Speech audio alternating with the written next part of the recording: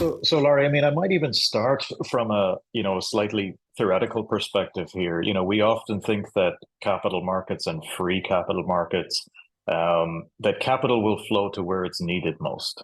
And it will do that because that's where it earns the highest return per unit of risk.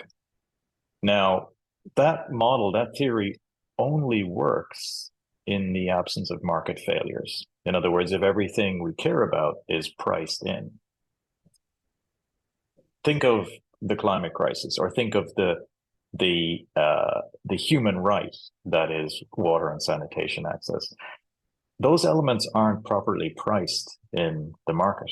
We saw at the recent series of COP climate events where many agencies, many people have tried to advance the agenda of putting a proper market price on carbon, the externality of carbon emissions in the planet. And they did that because if we put a price on carbon, it would be reflected correctly in our market returns, and we would see capital flow towards addressing climate needs.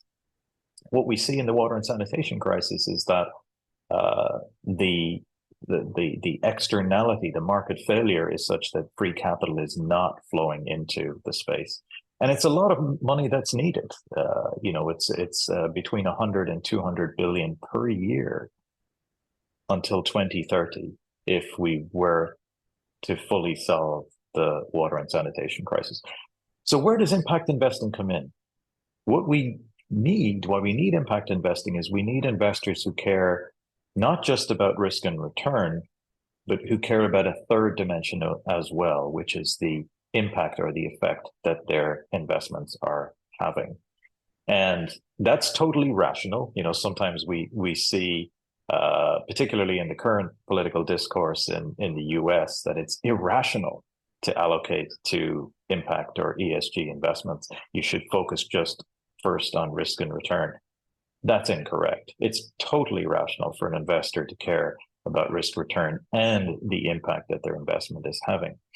But if we can identify those pools of capital, they are the very ones that can come in to the water and sanitation crisis and fill that need where the market failure is present.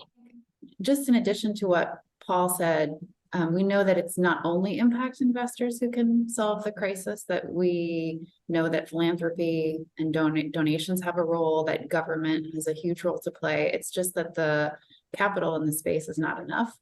And there are these opportunities for investors to earn a return in some cases, in some segments of the market, or in some opportunities to solve the crisis. So it's definitely an all hands on deck scenario, I think,